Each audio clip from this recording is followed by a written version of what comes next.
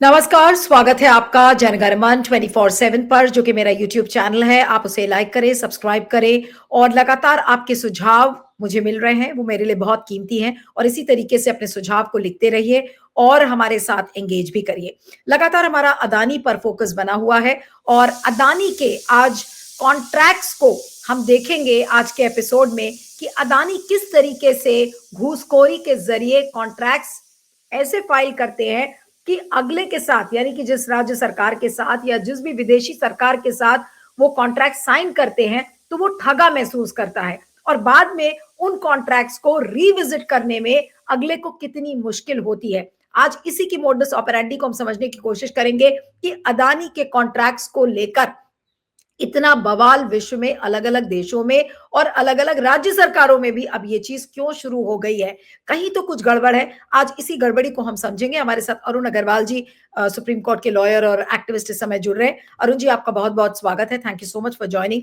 और अदानी के जो कॉन्ट्रैक्ट्स हैं, और मिसाल के तौर पर जब आपसे मेरी फोन पर बात हो रही थी तो आपने कहा कि बांग्लादेश के जो एनर्जी मिनिस्टर हैं उन्होंने कहा है कि अदानी के कॉन्ट्रैक्ट को रिव्यू करने की जरूरत है। एक उनकी कमेटी भी बैठ रही है, वो कमेटी अपनी फरवरी तक रिपोर्ट देगी। तो ये जो कॉन्ट्रैक्ट्स में गड़बड़ियां हैं, घूस तो वो दे ही रहे हैं, रिश्वतखोरी तो वो कर ही रहे हैं, ये तो यूएस की इंडाइटमेंट रिपोर्ट ने साबित कर दिया। लेकिन उनका जो एंगेजमेंट का तरीका है, कॉन्ट्रैक्ट साइन करने का तरीका, इसमें क्या गड़बड़ी हो रही है जी? नहीं, इसमें गड़बड़ी ये हो रही है कि जब वो कॉन्ट्रैक्ट साइन करते हैं तो जो सत्ता उस समय रहती है, वो शेख हसीना की हो तो, जगन रेड्डी की हो तो, और अपने यहाँ जो सेंट्रल गवर्नमेंट है वो तो उन्हीं की है, तो वहाँ पर उनको जरूरत नहीं पड़ती वो जब सरकार रुकार गिराने का। तो वो जो ब्राइब देते हैं, वो जो कॉन्ट्रैक्ट साइन करते हैं, वो 25 साल का कॉन्ट्रैक्ट साइन करते हैं जनरली, 20 से 30, एवरेज 25। तो 25 साल का जो वो कॉन्ट्रैक्ट साइन करते हैं, तो जो बिजली बेचते हैं वो बहुत महंगी बेचते हैं, और जो घूस देते हैं वो 25 साल का एक साथ पहले में अप फ्रंट जो होता है ना, घूस लेने का भी तरीका है। आप देखेंगे, अच्छा आधा अभी लो, आधा काम के बाद दो, या आप एडवांस भी देते हो किसी को काम करने के लिए, कहता है कि साहब हमको एडवांस चाहिए, तो आप उठा के पूरा तो नहीं देते हो, पहले कहते हो अच्छा 50% अभी लो और 50% बाद में ले लेना। यहाँ पर क्या होता है कि ये पूरा पैसा जो है जब वो दस्तखत करते हैं तो उसी समय ले लेते हैं। अभी हमने देखा आंध्र प्रदेश में उन्होंने जो लिया 1700 या 1800 करोड़, तो वो तो पिछली सरकार को चला गया। अब अगली सरकार आई, अब अगली सरकार आई तो उनको जो वो महंगा महंगा कॉन्ट्रैक्ट का जो वो मिला, तो उसमें पता चला कि हर यूनिट में 1 रुपए का एक्स्ट्रा प्रॉफिट है। वो एक्स्ट्रा प्रॉफिट जो है वो कंज्यूमर को वो पास ऑन करना पड़ेगा। अब वो कंज्यूमर को ऐसे तो आप दूर लीजिए, नहीं पता चला तो वो है कि वो निकल जाएगा, लेकिन जब उसको पता चल जाता है कि ये बेईमानी से ये बिजली महंगी है, तो वो हल्ला करने लगता है कि आप इतनी महंगी बिजली हमको दे रहे हो, इसमें ये गड़बड़ है। अगर वो उस कॉन्ट्रैक्ट को, अब इसका मजेदार बात ये देखिए कि घूस दे के आपने ऊंची रेट का कर लिया कॉन्ट्रैक्ट, अब इसको उसमें आपने एक क्लॉज और लगा दिया कि अगर आप बिजली हमसे नहीं लेंगे तो हमको ये कैपेसिटी चार्ज जो हम जनरेट कर रहे हैं और आपके कारण हमने ये प्लांट बैठाया, इसका हमको हर्जाना आपको हर एक साल का देना पड़ेगा।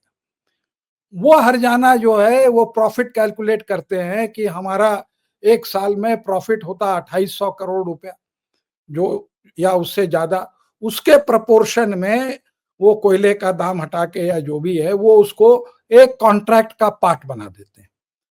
अब क्या होता है कि आप इधर गए तो भी गिरे और उधर भी गए तो फंसे। तो जैसे आज चंद्रबाबू नायडू की कैबिनेट की मीटिंग है और उसका अभी तक क्या हुआ हवाला हम लोगों के पास नहीं आया है, जिसमें उनको क्या तो ये कैंसिल करें ये ठेका, या 2800 करोड़ रुपया उसको साल का दें कैंसिल करने के बाद अगर करते हैं तो, नहीं तो उनको जो है कंज्यूमर्स को के लिए 1 रुपया महंगी बिजली खरीद के वो जो है कंज्यूमर को से वो वसूलेंगे।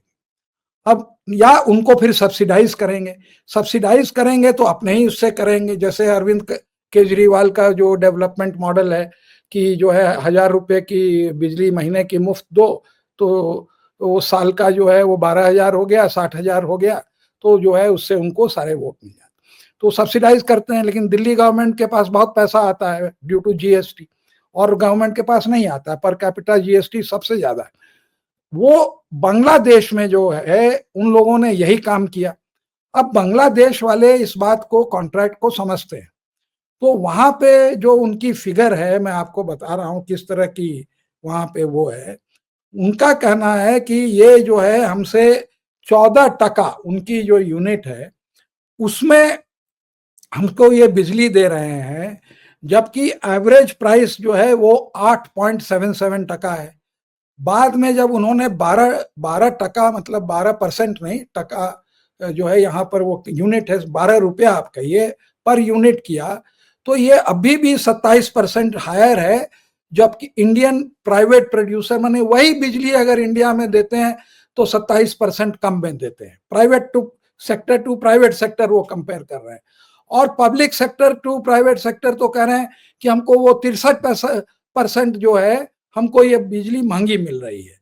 और सबसे बड़ी बात वो कहते हैं कि हमको ये बांग्लादेश में रिटेल प्राइस बिजली की है 8.95%, मतलब 9 रुपए पर यूनिट, और उसके लिए ये खरीद कितने में रहे हैं, 12 और 14 रुपए में, और करोड़ों रुपए करोड़ों यूनिट खरीदते हैं। 1600 मेगावाट की है, 97% कैपेसिटी, 95% कैपेसिटी पर रन करेगी, तो वो करोड़ों हजार करोड़ का वो उससे बहुत ज्यादा आएगा। तो उसके कारण ये कह रहे हैं कि उनको 320 बिलियन जो है टका जो है उनको एक्सचेकर से सब्सिडी देनी पड़ रही है। मतलब उनको बिजली खरीद के जो कंज्यूमर को बेच रहे हैं उसके दाम में जो अंतर है, उसका जो घाटा है वो 2-3 हजार करोड़ का है। जो घाटा उनको अपने उससे भी ज्यादा का है, वो टका में है, लेकिन मैं आपको बता रहा हूं रफली, उस घाटे को वो सरकार मेकअप कर रही है। क्लियरली ये इस रेट पर बिजली खरीदने की उनमें क्षमता नहीं है। अगर हम बांग्लादेश की बात करेंगे अरुण जी, तो बांग्लादेश के संदर्भ में जो उनके एनर्जी मिनिस्टर ये कह रहे हैं कि इस पूरी डील को रिव्यू किया जाए, और कैंसिल होगा नहीं होगा ये तो जब उनकी रिपोर्ट आएगी फरवरी में तब पता चलेगा। लेकिन रिव्यू का मतलब क्या है? क्या अब अदानी को जबरन, क्योंकि अब उनके पास ऑप्शंस नहीं बचे हैं, भाई कहीं ऐसा ना हो कि वो देश भी हाथ से निकल जाए, तो वो क्या अब अपने टैरिफ्स को कम करेंगे या कैसे? मतलब ये रिव्यू जो प्रोसेस होगा वो रीनिगोशिएट करना चाहते हैं टैरिफ, कि ये जो अच्छा 12% है उसको आप 8% करिए। लेकिन उसमें देखिए ये लोग जो है ना, एक आदमी जो इनका ठप्पा लगाने आंख मूंद के करके ये दस्तखत करते हैं, मैं आपको ये बताता हूँ। ये जो घूस लेने वाले होते हैं ना, मैं आपको नीलू जी, ये रोने की बात है। ये जो हैं अपने तो अनपढ़ होते हैं, खाली उनको पैसा दिखता है, और एक लाइन नहीं पढ़ते हैं कि हम क्या चीज पर दस्तखत कर रहे हैं। हम लोग भी जब जिस आदमी को ट्रस्ट करते हैं, अगर कोई कागज आता है या लॉयर अगर देता है, तो मकान का कागज है, तो हम लोग पढ़ते तो है नहीं, उसको दस्तखत करते हैं। यहाँ पीपीए में तो वो जो चाहता है वो उससे दस्तखत करा ले, उसको तो हड़बड़ी रहती है कि किसी तरह से ये, क्योंकि आपने देखा 1700 करोड़ जो है जगन रेड्डी के सरकार में उन्होंने घूस दिया, जो कि वहां रिकॉर्डेड है। इसका मतलब तो ये है कि आंख बंद करके भाई घूस ले लिया है, अब आपको जो भी अग्रीमेंट अदानी ने दिया है आप उस पर साइन कर दीजिए क्योंकि आपको पैसे मिल गए। बस बस, यू आर राइट, ये यही बात है। अब जब वो दस्तखत कर देते हैं, यही है सर, असली खेल यही है कि एक हाथ से पैसा दो और दूसरी हाथ से कॉन्ट्रैक्ट को आंख बंद करके साइन कर दो। बस बस। अब इन्होंने जब साइन कर दिया, अब ये पेनल्टी क्लॉज जब दूसरी सरकार देखती है तो कहती है भाई ये तो हम कहां से पे करेंगे, हम तो फंस गए। अब वो 25 साल के लिए उन्होंने उनको जो है वो कॉन्ट्रैक्ट में बाइंड कर दिया। तो पॉलिटिक्स और हवा में और ये करने में वो तो बहुत अच्छा है कि आप कर सकते हैं, लेकिन वो सरकारें हैं, कोर्ट्स है, अब उसमें ये एक और बदमाशी करते हैं जो इंडिया में होता है, जिसके कारण आप हर बार देखेंगे कि अंबानी गड़बड़ करके यहाँ पर तो हार जाएंगे और दूसरे जगह आर्बिट्रेशन करके जीत जाएंगे। वो भी इसी तरह से एक तरफा कॉन्ट्रैक्ट साइन कराते हैं। अंबानी हो या Adani, this is their model. उसमें ये एक आर्बिट्रेशन क्लॉज लगा देते हैं। वो कहते हैं कि अगर आप में और हम में डिफरेंस हुआ तो मैं आपके कोर्ट को नहीं मानता, आपके कोर्ट में मैं नहीं जाऊंगा ये प्रूव करने कि मैंने घूस ली या मैं इनोसेंट हूं, या ये जो है ये आपको इंटरनेशनल कोर्ट ऑफ आर्बिट्रेशन में जाना पड़ेगा।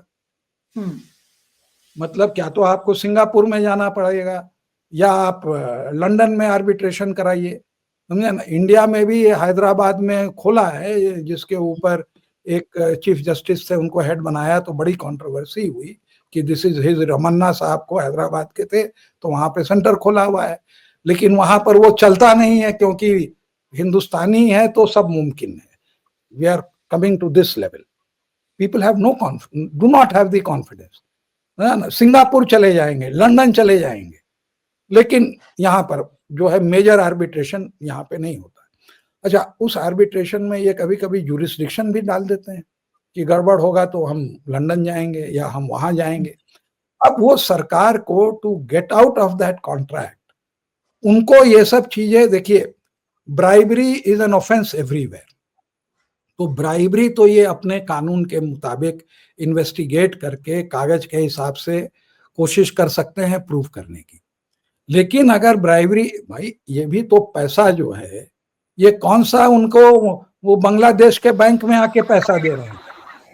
आज शेख हसीना इंडिया में है, हाँ, तो उनका पैसा तो उन्हें फ्लाइट है, सब कुछ है, तो वो पैसा तो कहीं टैक्स हेवन में पड़ा हुआ है या कहीं अडानी साहब के यहाँ ही लगा, अच्छा हम ही रखते हैं, हम इसको शेयर बाजार में और बढ़ा के दे देंगे। How can you trace that bribe? Bribe आपने दी ये 2017 का है, तो आपने दी 2016 में। 2016 में तो वो पैसे का कैरेक्टर ही बदल गया। वो जो घूस इसने दिया वो किसके नाम पर कहाँ पे वो फ्लैट में बदल गया, किसके नाम पर कहाँ पे यॉट में बदल गया, किसके नाम पर वो जो है क्रिप्टो में बदल गया, ये तो उसका जो, इसीलिए वो मनी लॉन्ड्रिंग वो कहते हैं। अब ये मनी उसका जो है वो ट्रेल 5 साल 7 साल के बाद जो है वो पैसा किस रूप में बदल गया वो किसी को नहीं मालूम। तो आप अब ये पकड़ेंगे कैसे? ये देखिए, मतलब मैं आपको डायलिमा बता रहा हूं, सरकारों की, कंज्यूमरों की और इनके वकीलों और अडानी की। अब उनके पास ये दुविधा होती है, तो वो करप्शन अगर प्रूव नहीं कर पाए तो क्या तो इनसे बिजली परचेज करें या जो है आर्बिट्रेशन में जाके इनको हर्जाना दें। तो जो अंग्रेजी में है ना कि between a rock and a hard place, हाँ ना, तो वही हाल है यहाँ पे, तो कुआं और खाई। तो दिस ऑल्टरनेटिव बड़ी भयानक है, and they are able to do it successfully at every place. वो कीनिया का अलग से बात करेंगे, उसमें तो इतना ज्यादा स्ट्रीट, कीनिया ही एक ऐसी जगह थी कि जो रॉबर्ट या क्या उसका नाम था, मैं भूल गया, निम्बे जो विसिल ब्लोअर था फ्रांस में, स्टूडेंट वहां पर, उसके वो मैनेजमेंट कर रहा था, हाँ अमन, उसके पास वो कागज हाथ में लग गए, तो लोगों ने एकदम, it became a major political scandal, opposition, people strike, court, everything. लेकिन यहाँ तो अडानी को डिफेंड करने वाले हमारे ऑपोजिशन ही वाले हैं। आज ही आपने देख लिया कि 2 नेता जो है, जो कि घटक थे इसके, वो छट के जो है चल दिए अडानी के यहाँ। तो हमारे यहाँ जो है कि ये लूट भी सकते हैं और उनको प्रिवेंट करने वाले भी यहाँ पे नहीं है। हमारे यहाँ बहुत ही बुरी हालत, कंज्यूमर के पास कोई ऑप्शन नहीं है, और हर एसेट को, इसीलिए ये जो है इतने ही सो सक्सेसफुल।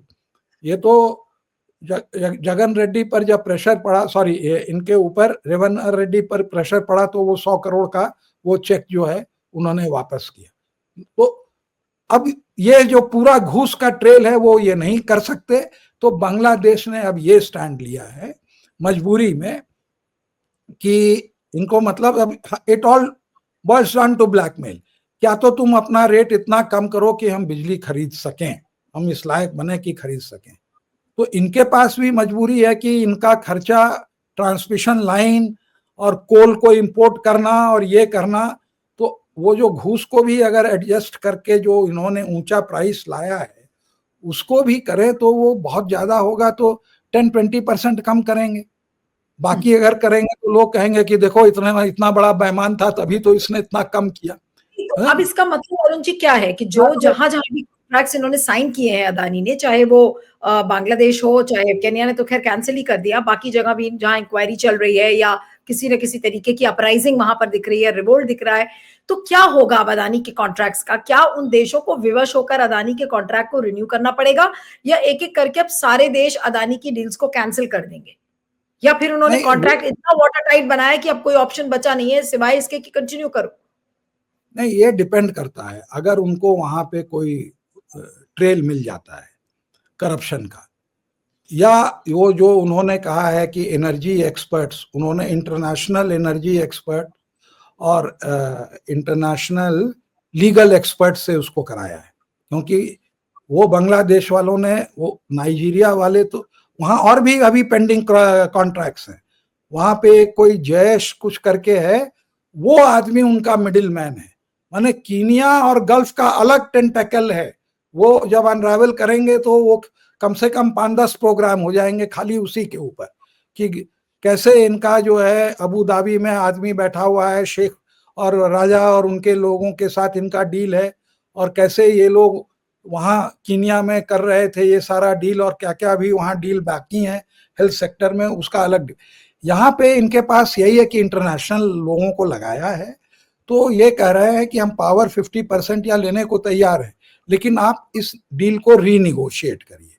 तो उनकी अगर रिपोर्ट फेवरेबल आती है तो ये अपने कोर्ट में ये कह सकते हैं कि ये वन साइडेड कॉन्ट्रैक्ट था, और अगर गलती से कोई विटनेस ये मिल जाता है कि शेख हसीना या उसके लोगों को पैसा देने वाला कोई एविडेंस मिल जाता है, तब उसके बेसिस पर ये उस कॉन्ट्रैक्ट से ये निकल सकते हैं। इनके पास और कोई ऑप्शन नहीं है। ये काम हमारे यहाँ भी जब जीएमआर ने मालदीव्स में एयरपोर्ट बनाया तो यही हुआ, जब वहाँ सरकार बदली एंटी इंडियन, तो कहा कि नहीं हम एयरपोर्ट का वो नहीं, एयरपोर्ट भी रख लिए, पैसा भी नहीं। नहीं तो लेकिन अब तो लोग नहीं, बट अब जो जितनी भी सरकारें हैं अलग अलग विश्व के हिस्सों की, और राज्य सरकारें हैं, राज्य सरकारों को तो नहीं पता क्योंकि भाई वो सेंटर के प्रेशर में भी आ सकती हैं, लेकिन जो बाकी देशों की सरकारें हैं, क्या वो अब अदानी के साथ कॉन्ट्रैक्ट करने में 10 बार सोचेंगी? भाई हो सकता है कहीं और भी अपने पैर पसारने की कोशिश कर रहे हो, तो क्या वो सरकारें अब सोचेंगी अदानी के साथ डील करने के लिए? वो भी सोचेंगी और ये भी सोचेंगे। भाई वहां पे हर समय उनको एक मोदी नहीं ना मिलेगा। वहां पे आज जो बैठा है वो मोदी तो है नहीं उसका नाम। आज जो कीनिया में बैठा था वो मोदी ही का काम कर रहा था, लेकिन वो ऐसा पकड़ा गया कि वो उसकी प्रेसिडेंटशिप चली जाती।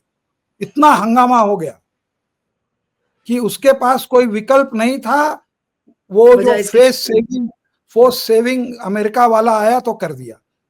तो जो कहते हैं ना हर शाख पे एक मोदी, मैंने कहना नहीं चाहिए, वो गलत एनोलॉजी हो जाएगी, but corruption is a world wide form. तो वो जो इन्फ्लुएंस करते हैं, क्रोनी कैपिटलिज्म है, तो वो हट जाता है, और दूसरा आदमी उसको लेने के कोशिश में नहीं है, वो कर नहीं पाता है, क्योंकि ये तो ऑलरेडी पे कर चुके हैं।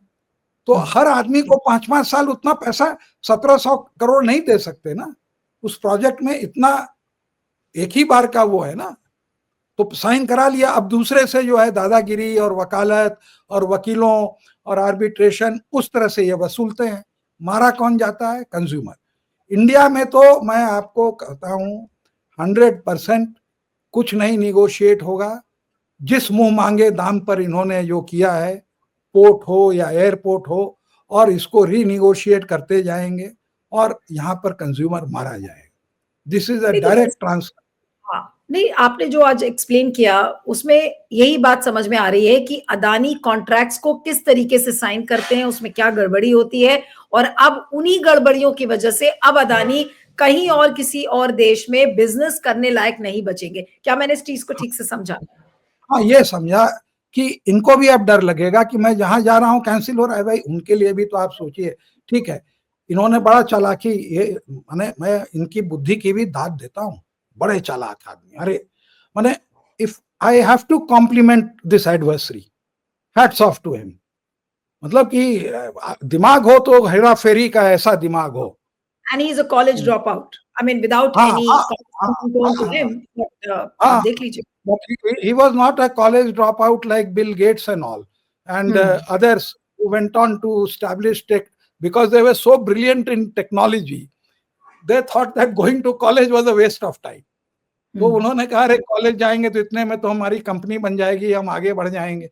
अगर बिल गेट्स वेट किए होते या ये लोग किए होते तो वो जो है इनका सुनहरा मौका निकल जाता। वो कॉलेज ड्रॉप आउट नहीं है, ये जो है दूसरे तरह। तो इनका देखिए, दाद देने की बात क्यों मैं इनकी बड़ाई करता हूँ, इनको मालूम था कि हम बड़ी महंगी बिजली बेच रहे हैं और इसमें खूब प्रॉफिट आ रहा है। शेख हसीना जिंदगी भर तो वहां पर रहेंगी नहीं, तो उन्होंने जानबूझ के इंडिया में प्लांट अपना वो किया कि अगर वहां से कुछ गड़बड़ हुआ तो कम से कम मेरा प्लांट तो सेफ है, डैमेज तो नहीं लगेगा।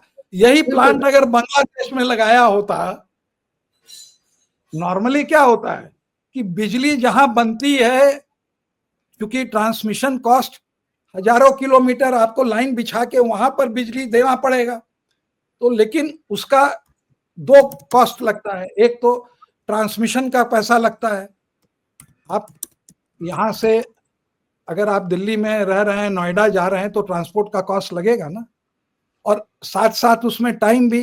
तो और वो जो टाइम आप समझिए कि लॉस होता है। तो अगर आपने बिजली छत्तीसगढ़ से बांग्लादेश, सॉरी झारखंड से अगर आपने उसको बांग्लादेश ट्रांसपोर्ट किया ट्रांसमिशन का, तो ट्रांसमिशन कॉस्ट गया और आपका ट्रांसमिशन लॉस गया। यहां पर अगर आपने 100 यूनिट बिजली बनाई तो वहां पहुंचते पहुंचते वो 90 यूनिट हो जाएगी, तो ये दोनों उसमें से कम हो जाएगा। उसके बावजूद उन्होंने जो है इंडिया में प्लांट डाला, ओवर इनवॉइसिंग करने के लिए वो वहां से कोल लिए, झारखंड का कोयला नहीं लिए। इनके लिए तो जो खदान चाहते वो चुन लेते। मोदी जी हैं तो मुमकिन है कोई भी इनको जो है जो चाहे उनको अलॉट हो जाता, वो नहीं। तो वहां पर उन्होंने एक्सपेंसिव कोल का भी कर लिया, अपना प्लांट भी सेव कर लिया। अब कुछ वो अगर टर्मिनेट करेंगे तो इंडिया में बीजेपी की इतनी सरकारें हैं, वो सारा वो बिजली ले लेंगी। तो without this is phenomenal brains, Hera Pheri का ब्रेन हो तो ऐसा हो, माने I really want to salute. आखिरी सवाल है मेरा अरुण जी, क्योंकि आपको भी जाना है। जो जिस तरीके की हेरा फेरी करके इन्होंने कॉन्ट्रैक्ट्स अलग अलग देशों में साइन किए हैं, अब इनका क्या हर्ष होगा, खासकर यूएस की इंडाइटमेंट रिपोर्ट के बाद? बहुत संक्षेप में अगर जवाब आप दे तो जी। नहीं बहुत, देखिए इनका अब अनवाइंडिंग चालू हो गई, बाहर में इनको कॉन्ट्रैक्ट्स नहीं मिलेंगे। इंडिया में अगर पकड़ाए तो पकड़ाए, लेकिन जब तक मोदी सरकार है तब तक इनका ग्रोथ होता जाएगा, इनको प्रोजेक्ट मिलते जाएंगे, ओवर इनवॉइसिंग होती जाएगी और हम और इलेक्शंस रिग होते जाएंगे उसी पैसे से, और मोदी सरकार बनी रहेगी। ये है vicious cycle of power and money. मैं आपको बता दूं, अगर आप हमको लेकिन हाँ बिल्कुल normal case, this is the normal case scenario. Best case scenario which is impossible कि ऑपोजिशन एक साथ आ जाए, अडानी का ये होक्स ये कर दे और जो है जनता स्ट्रीट्स पर आवे, सुप्रीम कोर्ट को ये दिखाई दे, सुप्रीम कोर्ट उसको नहीं बचाए। That is being very optimistic. तो let us be prepared only for the worst. आपने पूछा कि क्या होगा, तो मैंने आपको दोनों ऑप्शन दे दी। नहीं तो इसका मतलब ये है कि अब विश्व के किसी और हिस्से में अब वो कॉन्ट्रैक्ट साइन करने लायक नहीं कर ले कोई भी। इनका जो भी साइन हुआ है, काफी कॉन्ट्रैक्ट साइन हुआ है जो हमें मालूम नहीं है। हाँ। वो एक एक करके सामने आएगा, वो एक एक करके गिरेगा। This is the sum and substance of their story. चलिए, आपका बहुत बहुत शुक्रिया Arun ji, thank you so much for joining. Thank you.